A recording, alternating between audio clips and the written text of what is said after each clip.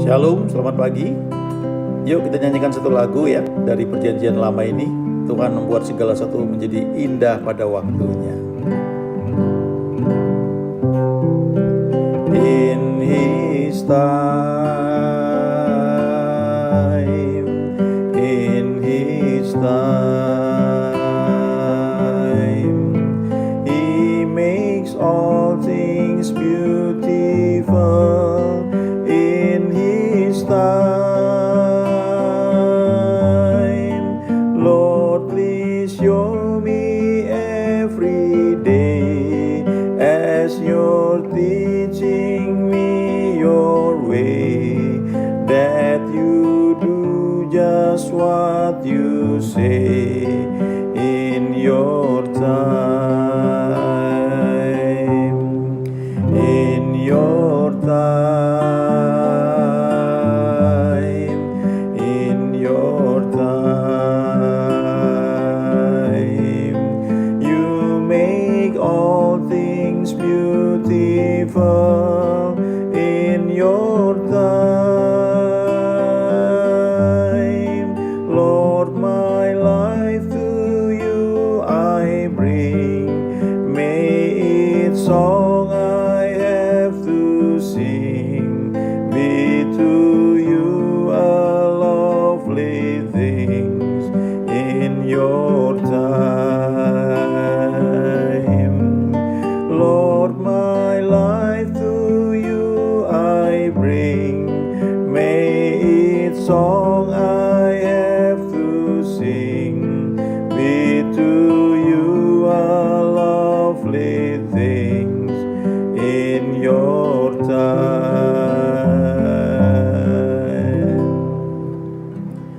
Lagu ini diambil dari Perjanjian Lama, Pengkhotbah 3 ayat 11a ya. Bunyinya, Ia membuat segala sesuatu menjadi indah pada waktunya. Nah, menarik sekali ya, karena kalau kita baca di Alkitab kita ya, di bahasa Indonesia ini, terjemahan LAI, Pengkhotbah 3 ayat 11a, dikatakan di situ bahwa Ia membuat segala sesuatu menjadi indah pada waktunya. Nah, kalau kita lihat pada waktunya, nya itu huruf kecil ya, bukan nya huruf besar. Jadi, menurut penerjemah Alkitab ini ke dalam bahasa Indonesia, Tuhan itu membuat segala sesuatu menjadi indah pada waktunya masing-masing. Ya, jadi seringkali kita bilang tunggu waktu Tuhan, tunggu waktu Tuhan.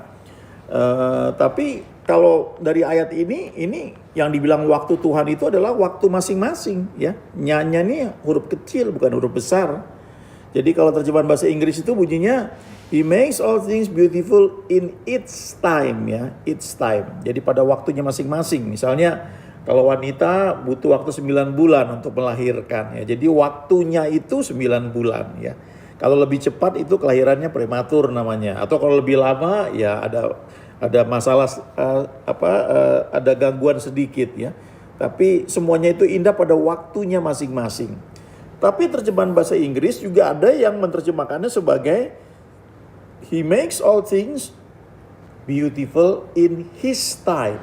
Nah, kata His time-nya itu hanya huruf besar. Jadi menurut penerjemah itu Tuhan membuat segala sesuatu menjadi indah pada waktu Tuhan ya. Nah dari sini kita bisa belajar ya. Kalau dibilang Tuhan membuat segala sesuatu indah tuh pada waktunya tuh yang mana ya. Saya sendiri menganggap itu ada dua-duanya bisa ya. Jadi misalnya begini ya. Kalau ada satu buku ya judulnya Outliers ya. Buku itu menceritakan kenapa orang-orang tertentu nampaknya hebat ya. Misalnya Bill Gates, kemudian ada yang membuat Apple jadi terkenal itu ya, iPad, iPhone dan sebagainya ya, Steve Jobs. Kenapa bisa hebat seperti itu? Kemudian pemain sepak bola Pele misalnya ya. Lalu orang-orang yang hebat ya, dia bilang kenapa mereka bisa hebat? Nah, setelah diteliti dari statistik dikumpulkan, ada kesimpulan yang diperoleh bahwa orang-orang ini pada kurun waktu tersebut mereka ada pada posisi di mana mereka bisa berlatih atau belajar jauh lebih banyak daripada orang-orang lain dalam masa tersebut. Misalnya cerita mengenai Bill Gates atau Steve Jobs ya.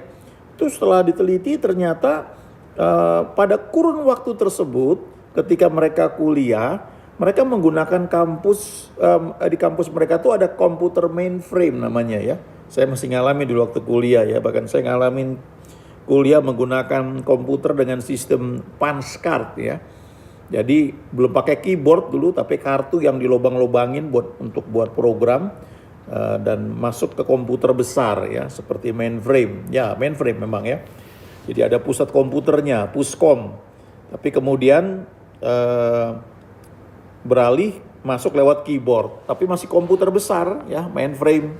Kemudian mimpinya Bill Gates ya, bahwa di setiap rumah itu ada komputer-komputer kecil. Nah, itu mulai muncul namanya personal computer, PC. Itu masih cukup gede ya komputernya, layarnya jadi satu sama dia punya peralatan di dalam. Lalu ada CPU-nya sendiri lagi ya, itu juga kotak gede. Dan kalau nyalain komputer itu kayak nyalain radio tabung zaman dulu ya, mesti dipanasin dulu berapa lama baru dia. Ya sekarang mirip juga, cuma kalau sekarang ini kan dia loading program ya, dan seringkali lebih cepat ya. Nah kemudian pada masa seperti itu baik Bill Gates maupun Steve Jobs ini karena alasan-alasan tertentu yang logis, mereka itu bisa lebih lama di komputer. Kalau nggak salah satu di antara mereka itu mereka tidak punya cukup uang kalau nggak salah ya, karena kan kalau pakai komputer itu harus nyewa, bayar ya. Tapi mereka berhasil menjebol password di mainframe ini komputer mereka di sekolah, di kampus.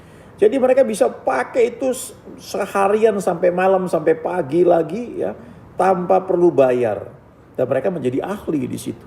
Yang satu lagi kalau nggak salah cukup berada orang tuanya, pokoknya mereka bisa menggunakan komputer itu jauh di atas rata-rata teman-temannya. Nah, kemudian setelah diteliti, orang-orang yang hebat juga, yang misalnya mereka jago main bola ya, ada beberapa penelitian, tapi intinya adalah mereka ini bekerja lebih atau berlatih lebih dibanding teman-teman mereka yang lain. Ya, istilahnya mereka itu setelah dihitung-hitung mereka mencapai 10.000 jam ya, 10.000 jam latihan, 10.000 atau 1.000 saya lupa ya, mungkin 10.000 lah saya kira ya. Itu latihan terus kontinu sehingga mereka punya skill di atas rata-rata dan mereka jadi orang yang hebat. Nah, jadi kalau dibilang indah pada waktunya, sementara orang-orang lain itu mungkin cukup, misalnya kalau sekolah, belajar, kuliah ditetapkan 5 tahun lulus ya. Nah, maka ada orang-orang yang bekerja lebih hebat ya, berlebih sungguh-sungguh, mereka bisa lulus 4 tahun ya. Saya punya beberapa teman yang lulus nyaris 4 tahun ya. Walaupun tidak cum laude karena waktu itu sistem penilaiannya masih belum terlalu rapi, tapi mereka bisa lulus 4 tahun. Nah, mereka indah pada waktunya itu karena mereka itu melakukan sesuatu yang lebih dibanding orang lain. Ya, itu yang mereka lakukan. Nah, sementara yang lain, yang standar normal mungkin 5 tahun ya, atau 5,5 ya. Dan ketika mereka lulus tepat waktunya itu menjadi indah, pas ya. Ada juga yang lebih lama ya, tapi kalau orang kenal Tuhan, sesuatu pun yang kelihatannya sebagai sesuatu yang tidak enak bisa menjadi indah karena pekerjaan Tuhan. Ya, jadi yang dibilang indah pada waktunya itu bisa relatif ya. Nah, tapi yang pengertian kedua ini juga yang saya percaya ini luar biasa. Ini yang bicara ini menyangkut waktunya Tuhan, nyanya huruf besar. Nah, misalnya begini, kita ambil contoh cerita mengenai Yusuf di Perjanjian Lama. Yusuf itu kan bukan karena kesalahan dia masuk penjara. Saya percaya dia berdoa, dia bahkan dia minta tolong sama kepala juru minuman untuk supaya dia bisa keluar dari penjara. Tapi kalau kita baca di kitab Kejadian, dia justru dilupakan 2 tahun lamanya. Nah, tambahan 2 tahun itu menyangkut waktunya Tuhan. Ya, kenapa? Karena ternyata Yusuf itu mau dilibatkan dalam satu pekerjaan besar di mana akan terjadi kelaparan di muka bumi, lalu diperlukan orang yang mengelola harta yang ada di Mesir supaya Mesir tidak kelaparan, dan juga dunia akhirnya ketika butuh gandum, butuh makanan bisa ditolong lewat datang ke Mesir. Nah, untuk itu Yusuf yang berharap bisa keluar dari penjara lebih cepat, mau nggak mau harus disesuaikan waktunya supaya ketika saatnya mau tiba, Mesir akan mengalami kelimpahan 7 tahun, lalu 7 tahun kelaparan.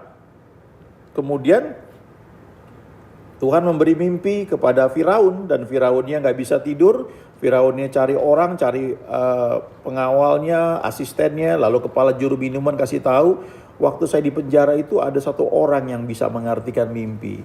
Nah, orang itu adalah Yusuf yang 2 tahun dilupakan. Lalu Yusuf dipanggil, begitu dia dipanggil keluar, dikatakan keluar dari tutupan ya. Jadi penjaranya itu penjara yang kelihatannya di bawah tanah ya. Itu untuk orang-orang yang spesial lah, spesial jahatnya maksudnya gitu ya. Nah, begitu Yusuf keluar, dia nggak pernah balik lagi ya. Begitu dia keluar, dia artikan mimpinya Firaun, dan Firaun bilang, Yusuf itu waktu itu nggak hanya kasih tahu arti mimpi, tapi dia kasih saran juga, kasih solusi. Dan waktu Firaun dengar, Firaun bilang, wah, karena kamu sudah mengerti kayak begitu, kamu yang kasih saran, kamu aja lah yang ngatur. Langsung saat itu juga dari narapidana bukan hanya dibebaskan, tapi langsung dipromosikan dan langsung naik posisinya mengatasi semua orang di Mesir, langsung dibawa Firaun. Ya. Nah, jadi Yusuf itu menunggu waktu Tuhan. Nah, ini dibilang waktu Tuhan. Gitu ya. Jadi kadang-kadang dalam kehidupan kita bisa juga kita ngalamin kayak begitu. Ya, kita berdoa untuk sesuatu, harusnya menurut kita normalnya sekian ini. Tapi ternyata ada sesuatu yang diperlukan, kita itu mau di-matching, mau dicocokkan dengan agendanya Tuhan. Dan kita dipromosikan mau masuk di dalam agendanya itu. Untuk itu kita perlu, menurut orang dunia itu delay, ditunda ya. Sehingga pada waktu kita itu muncul, dibutuhkan, kita berada pada waktu yang tepat di tempat yang tepat. Ya, itu yang namanya right man on the right place ya, bukan in the right place lagi, tapi sudah on the right place. Nah, udah on the track ya, tepat di atas tempatnya. Nah, itu membutuhkan campur tangan Tuhan ya. Itu sebabnya kita perlu belajar ya. Kalau kita berharap sesuatu, ini seringkali yang membuat kita sulit itu, kita punya kehendak bebas, dan kehendak bebas ini seringkali liar ya. Kalau kita banyak nonton atau mendengar masukan dari berbagai macam media massa, kita bisa punya keinginan yang aneh-aneh, yang kadang-kadang pusing, mendesak, mesti sekarang, kapan lagi? Kalau nggak sekarang, kapan lagi? Ayo ini udah paling tepat gitu. Ya, padahal kita harus belajar teduh. Yang mungkin kita inginkan itu memang betul, bagus, baik, dan itu jatah kita. Tetapi kita harus belajar mengizinkan itu muncul pada saat waktunya yang tepat ya. Bisa berarti memang itu yang tepat seperti yang seharusnya, atau karena ada agenda Tuhan di mana kita mau dilibatkan di situ. Dan kalau itu pas waktu yang Tuhan tetapkan, wah, itu luar biasa sekali. Kita baca di Alkitab, jikalau Tuhan berkenan kepada jalan seseorang, maka musuh orang itu pun didamaikannya dengan dia. Ya, jadi mari belajar mengucap syukur kalau kita berdoa untuk sesuatu kok belum terjadi. Ya. Seringkali itu butuh Alkitab berkatakan oleh iman dan kesabaran kita memperoleh apa yang dijanjikan. Ya, butuh kesabaran memang, dan percaya bahwa Tuhan sedang bekerja. Dan bahwa Tuhan tidak pernah terlambat. Ya. Kalau kita nggak dipimpin oleh Tuhan, oleh firman-Nya, maka kehidupan kita akan tersesat. Ya. Kita bisa milih sesuatu, ternyata salah ternyata ya. Udah capek-capek kita buat sesuatu ya, udah keluar uang banyak, udah segala macam, ternyata nggak jadi, ternyata batal ya. Atau terus ya kacau dan sebagainya. Itu karena kita mendahului waktu Tuhan atau waktu yang seharusnya tepat. Ya. Nah ini sering jadi masalah khususnya kalau kita punya fasilitas ya. Kita punya uang, kita punya jabatan, kita punya posisi. Kadang-kadang gampang sekali, ayo kita mulai, kita semua udah ada, ini sudah kehendak Tuhan. Belum tentu juga ya. Kadang-kadang yang kita kira kehendak Tuhan itu tidak lain adalah tekanan ya, pusi ya dari orang lain atau lingkungan. Ayo you must do something, lakukan sesuatu, cepat ambil tindakan. Memang kalau kita kerja di dunia, di sekuler itu yang dilakukan. Kita dilatih seperti itu ya. Dan itu nggak bisa dibilang salah. Memang seperti itu ya, the way it's work ya, it works ya. Jadi caranya seperti itu, cara kerjanya. Tapi kalau kita mengikut Tuhan, kalau kita bicara soal pelayanan, kita bisa bangun pelayanan itu seperti bangun perusahaan. Karena kita punya uang, kita punya fasilitas, kita punya segalanya ya. Kita bisa bangun pelayanan atau buat gereja, buat sinode sendiri, bahkan ya bisa seperti itu kalau punya uang. Itu nggak lebih dari seperti perusahaan yang kita kelola. Nah tapi pertanyaannya yang kita bangun itu apa ya? Yang kita buat sendiri atau yang memang dari Tuhan? Itu di Mazmur 127 itu ayat yang terkenal. Ada hamba Tuhan yang Tuhan pakai ya, internasional luar biasa. Dan salah satu ayat favoritnya ini ya. Itu dikatakan nyanyian ziarah Salomo. Ini raja yang paling kaya yang pernah hidup. Zaman Salomo itu perak dianggap tidak berharga. Bayangkan ya, perak dianggap tidak berharga. Zaman Salomo. Semuanya emas.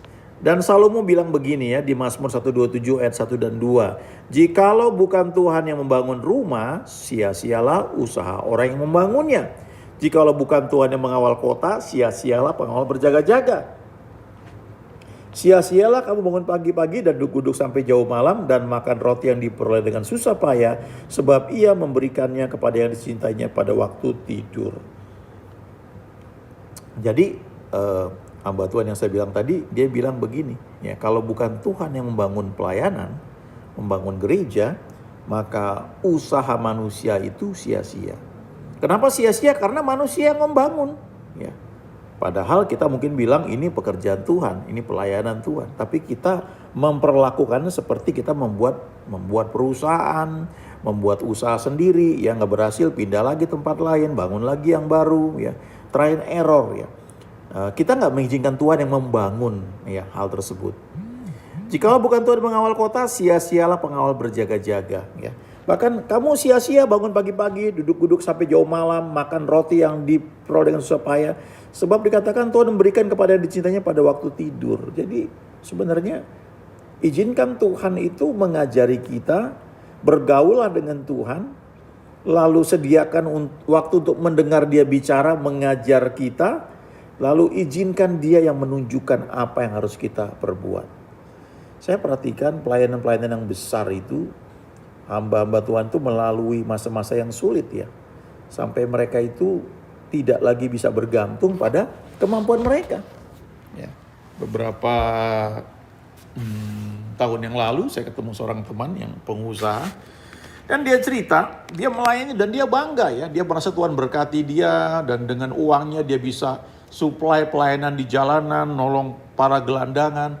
Sampai satu ketika dia mengalami masa-masa yang sulit dan dia berdoa, bergantung sama Tuhan. Mau gak mau pelayanan yang dia bangun itu pun mesti dia percayakan kepada Tuhan. Dan akhirnya dia mengerti, rupanya selama ini dia bilang sama saya itu bangun pelayanan dengan kekuatan saya. Saya bangga akan hal itu. Saya bilang ini untuk Tuhan, tapi sebenarnya di dalam hati tanpa saya sadari, saya sedang menyombongkan diri bahwa ini saya yang bangun, ini uang saya. Ini karena saya yang rajin, karena saya yang punya hati melayani. Tapi setelah saya melewati semua itu, Tuhan tunjukkan aku bisa pakai siapa saja untuk bangun pelayanan ini. Dan di situ saya belajar untuk rendah hati, gak bisa lagi menyombongkan diri, karena pelayanan yang Tuhan percayakan untuk saya bangun ini, itu ternyata Tuhan pakai banyak orang untuk membuatnya bisa berjalan. Ya, mari belajar mengandalkan Tuhan, menantikan waktunya supaya kita bisa melihat bahwa Tuhan membuat segala sesuatu menjadi indah pada saatnya, pada waktunya. Amin.